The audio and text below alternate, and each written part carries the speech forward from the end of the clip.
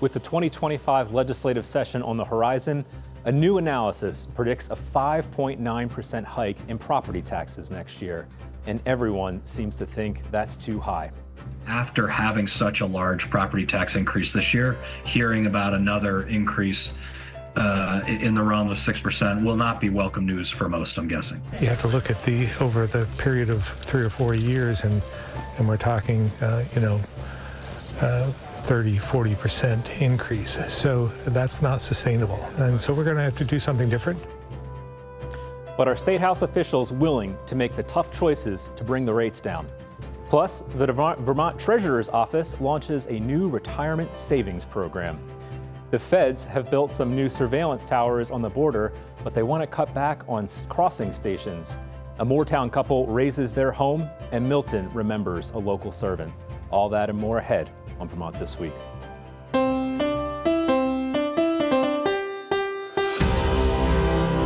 From the Vermont Public Studio in Winooski, this is Vermont This Week. Made possible in part by the Lintillac Foundation and Milne Travel. Thanks for being with us. I'm Mark Davis in for Mitch Wertlieb.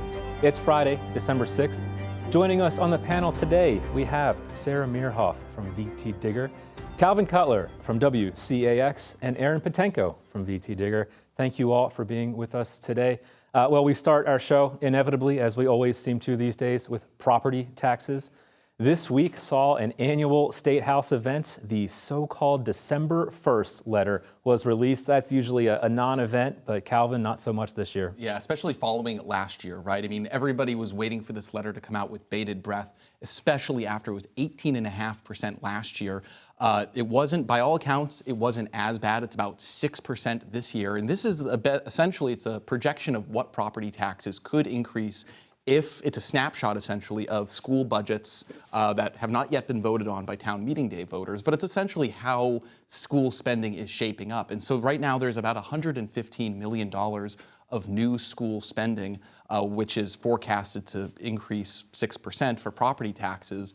Like last year, we're seeing the same cost pressures, student mental health needs, healthcare for teachers is huge. We're still seeing double-digit rate hikes for commercial insurance premiums year over year. We've got deferred maintenance on school buildings. A confluence of factors are leading to that 6% number. And, I think a lot of people are somewhat relieved that it's not as bad as last year, but 6% is still pretty significant. I think the governor and Craig Bolio, the tax commissioner, even said that with this 6%, this now marks over 30% that Vermonters have seen their property taxes go up in the last 3 or 4 years. So certainly it's really significant. Yeah, Sarah, this almost feels like an unofficial start to the legislative session. We have this number. We know this is such a huge priority. How is this going to go over in the legislature starting in January? Oh, this is going to be the big fight. Absolutely. There's no question about it. And yes, 6% is significantly lower than what we saw in last year's December letter, for sure. But remember, of course, that this is also 6% on top of last year's increases, which by the end of the day, when the yield bill passed, was 13.8%, I believe. It's exponential growth, right? And that's the point that the governor has been making. And now Republicans in their new bolstered numbers are certainly going to be beating that drum all this legislative session. I think we're going to see also a lot of turnover in these committees of jurisdiction in terms of who's actually going to be writing the legislation and kind of reimagining what education spending and fundraising could look like in the state of Vermont. So 6%, is the goal here going to be to get to a number that's smaller than 6? Is the goal going to be 0? When I asked the governor about that at this week's press conference, he indeed said 0 is the number that he wants to see. Now, I think you could question whether that's possible. Yeah. Of course, inflation remains what it is, lower than what it was, of course, but inflation is still raging in a way. Also, Calvin mentioned, of course, healthcare costs are just ballooning through the roof. And I think we should be emphasizing the connection between healthcare insurance premiums for teachers and staffers and everyone who works at schools, and the just enormous strain that is putting on these relatively small school budgets. And I think it's also worth pointing out too, what the question is, what can they do this year to get that number down? Will it be taking state reserves like the governor had proposed last year, which was criticized or panned by Democrats, and the treasurer also had concerns about it? Or will they try to raise new revenue on or new taxes on like second homes or other things to try to buy down that rate? That remains to be seen this year. In terms of what are we going to see for longer term systemic cost containment, we can't keep going like this year over year. I think there's a wide agreement in the statehouse right now that something needs to change. But it's going to be a really difficult, long, uncomfortable conversation. The Commission on the Future of Education that the legislature put together last year, in a few weeks in December, they're going to be issuing their report, essentially, which is a list of ideas. They're not recommendations, but they're what options should be on the table. And just putting some of those ideas out there, there's things talking about renegotiating healthcare contracts, combining or consolidating governance and supervisory unions, potentially closing or consolidating schools. There's a lot of ideas there to help bring down those costs, but I expect all of that to happen next year. Yeah. Wasn't there like a consultant report that came out a few weeks ago suggesting school consolidation, and it got like a huge backlash from a lot of districts? It did, yeah, and that's the thing is, it's about the student to staff ratio, I think, in many ways, right? Because a building is a building, but it's the people. We know that it's 75 or 80% of costs within schools go toward people, toward teachers, toward salaries and wages. And so, yeah, the question is, how are we going to rein that in or right-size our system without causing too much harm or pain? Yeah. Some interesting stats this week. I said since 2016, staffing in public schools has come up about 5%, while student enrollment has come down about 5% in that same time, and that Vermont has the lowest student-to-staff ratio in the country. Something tells me we'll hear a lot more about that in the months to come. Calvin, we've talked a lot about property taxes, education. What else is going to be top of mind in the legislature come January? Well, also sort of inextricably linked with property taxes is housing too, right? I mean, that of course comes to the top. Will we see, new subsidies for housing, or will they try to take more of an approach on Act 250 and look at more exemptions for Act 250, or looking at the appeals process? Those are things that, might be moving forward. Housing, of course, was also a really big recommendation of that the Oliver Wyman report with our hospitals, which are also having huge financial challenges. That's a separate issue in itself, but it's related back to housing or demographics, workforce. I think that one is big. And the other one, which is going to happen at the very beginning of the session, is the clean heat standard. They're going to have to make a decision on it one way or the other. There is opposition that's been growing toward it, concern about the potential cost. And so if there is no clean heat standard, the question then becomes, how do we meet our legal obligations under the Global Warming Solutions Act? Or do we push it back? So we're talking about some big ticket items here. This is not an easy list. Sarah, how does this all shake out come January? What do you do first? How do they solve all of these problems, or do they? I wish I knew. Tough question. Yeah, right. I'm very eager to see what the dynamics are going to be like in the building, because we're also seeing an enormous amount of turnover, right, in the legislature. And with that comes, I think, fresh perspectives and ideas from folks who, haven't been in the building and have the kind of building brain in a way, right, baked in. And then also, though, those are folks that are kind of getting their feet under them and maybe are not so used to the machinations of the building and how things operate. So I think that may have a really big impact. And also, I mean, we've talked so many times about the partisan breakdown and how that's going to make things shake out. This is not going to be another repeat of this past biennium where Democrats could know that the governor was opposed to a bill and say, we're doing it anyway.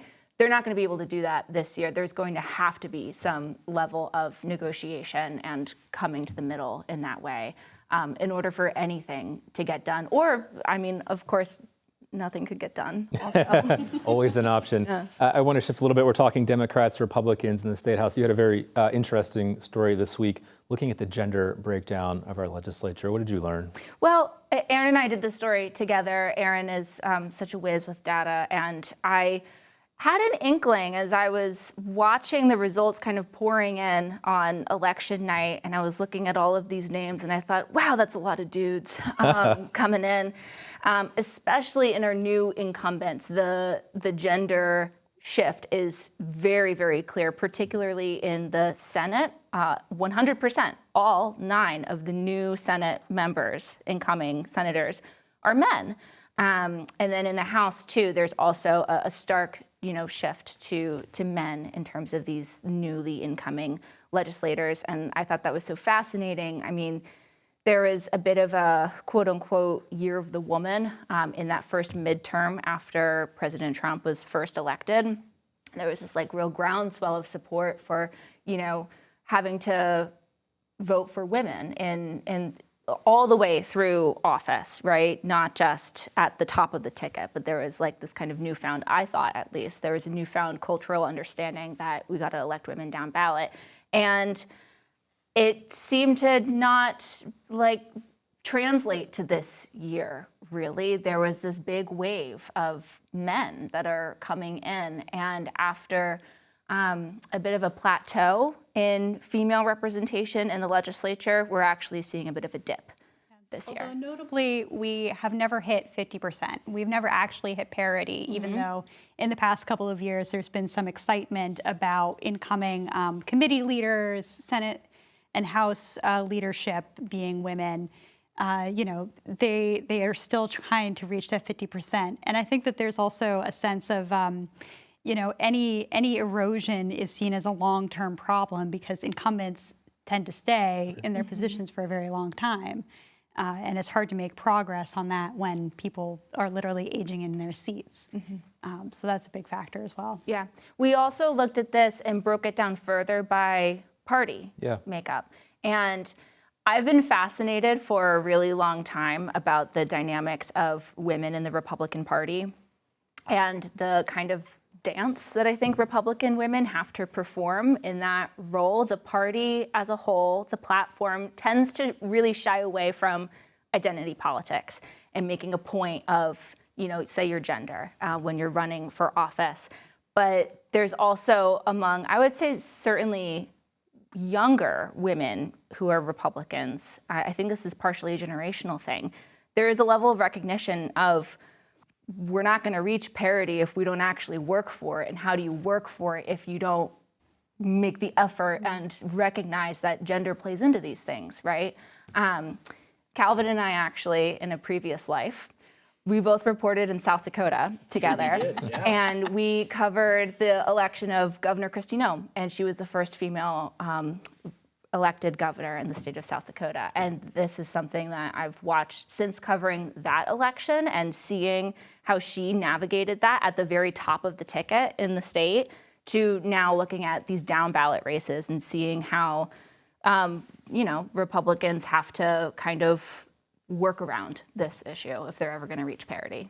Terrific reporting, interesting story. I also now have to go find South Dakota This Week clips to see what you guys were talking about back then. I'm sure you were both great. Let's shift gears a little bit here. Erin, we learned this week that as many as 100,000 Vermonters do not have access to a workplace retirement program. Yeah, so the Vermont legislature last year passed a bill that creates a state-run workplace retirement program. How it works is very similar to a Roth IRA, if anyone's familiar with it, but the advantage is that now small employers can automatically have people's earnings deducted and set aside into this account without having to invest in, finding a 401k provider, paying the fees, keeping track of the payroll, stuff like that. And data shows that, or at least the treasurer said that 15 times more likely to save for retirement if it's through your workplace, because it's just so much easier to do it when it's just automatically deducted for your payroll. So they're definitely touting this program as a way to expand retirement access, which is still pretty brutal for a lot of Americans. The vast majority of people are not saving enough to sustain their, living income in retirement. So, this is definitely a program aimed at easing that gap. Yeah, an especially acute problem in an aging state. That stat, 15 times more likely, just blew me away. And, yeah, I mean, I remember when I was 22 and going, wait, they want me to sign up for a 401k? What's that? So I think that that's part of where they're hoping to reach people, is people who just haven't gotten the message about, you need to save early and save as much as possible. Up to 100,000 people in a state the size of Vermont Yes. is remarkable. Good reporting. Well, we have some news up at the border area. Sarah, Vermont's congressional delegation not happy with a recent decision from Customs and Border Protection. Yes, so Customs and Border Protection recently announced that they would be cutting back hours at 4 border crossing stations, ports of entry, and also maintaining already previously cut hours at 2 additional locations that they rolled back hours during the pandemic.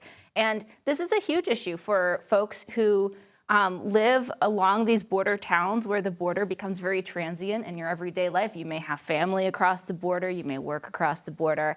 One really important piece of infrastructure close to our border is North Country Hospital, of course. And I know that also the CEO of North Country Hospital just blasted this decision in a letter this week because they have folks who commute to the hospital every day from Quebec. And if you're a ER nurse and you're working the overnight shift, it's not going to work for you if you can't cross 24 hours a day, right? And so this is a workforce issue. It's also an issue for emergency services, being able to get to a hospital if you need or what have you. The 4 locations that are looking to roll back their hours, they're currently 24-hour operations. You can cross the border one way or the other 24 hours a day, and they're looking to cut it to 8 to 8 a.m. to 8 p.m. So essentially in half. Huge cuts, and that's Canaan, North Troy, West Berkshire, and Alberg. Very striking, that hospital, how concerned they were, how many workers they have who live in Quebec, how concerned they are that if they lose those employees, they're up in Newport. Finding employees is incredibly difficult right now. Heard something similar from Jay Peak, of course, who relies heavily on their Canadian customers. Yeah, big problem for people up north. There was some other reporting I want to briefly touch on and shout out this week. Frankly, it came from your outlet, a story about some surveillance towers? Yeah, Sean Robinson, who is my beat partner on the politics beat, he's been doing some fantastic border coverage for a number of years now. And more broadly, we've talked on this show about how border crossings along the northern border, while they are far under those that we see at the southern border, they're still on the rise significantly over the past several years. And to monitor that, the feds have installed these surveillance towers along the northern border, and it's all very kind of cagey in a way. They kind of quietly put up these surveillance towers that Sean went and saw them in person and walked around them and had a little tour with a farmer who took him up to the surveillance tower. And they're decked out in all of these cameras, and they can see for 7 miles, night or day, to try to monitor these border crossings. But it's a really nuanced story because while we are, seeing this rise in undocumented people coming across the northern border, at the same time, there are some folks in the kind of advocacy space who are really concerned about technology like this because they think that it just pushes people who are going to cross anyway because they have, needs, to more dangerous routes. Further into the woods or further away from these towers and under the kind of cover of night, especially in a northern climate like Vermont's, that can be really dangerous for people, especially going into winter. And clear, Sean found 3 towers, 1 in Derby, 2 in Champlain, New York, right near the lake, and suggestions and documents that there could be more coming in the future. Erin, the town of Hardwick got some good news this week, belated news, but good news. Yes, FEMA has announced that they have distributed $4 million in funds to help Hardwick repair from their July 2023 floods specifically, but this will also help them with the damage from the 2024 floods because some of those are the same infrastructure that got damaged twice, unfortunately. So I got to talk to the town manager who said, Oh yeah, this is really great because we really need a retaining wall for our main street. It's right next to the Lamoille, and we really don't want our town washing down the Lamoille River. So those are some really much needed repairs coming to Hardwick, which has seemingly received the highest amount in public assistance for any Vermont municipality.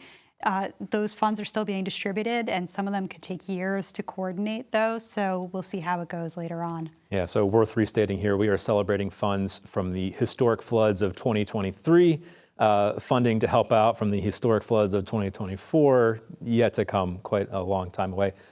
Calvin, speaking of flooding, you found a couple in Moretown, I believe, with a pretty innovative solution to flood mitigation there. Yeah, you bet. Howland Brown and Becky Auclair bought their home in Moretown back in the 1990s, and they went through Tropical Storm Irene. They've gone through the flooding in 23. There was flooding in December that you can see on your screen right here. And it just was one thing after another, and a really traumatic experience for them and their neighbors and their community. And so they made this, they wanted to move, they wanted to, they looked around, but they also, knowing that this is a flood-prone location, they didn't want to hand it off to somebody knowingly, like, here's a problem, it's yours now.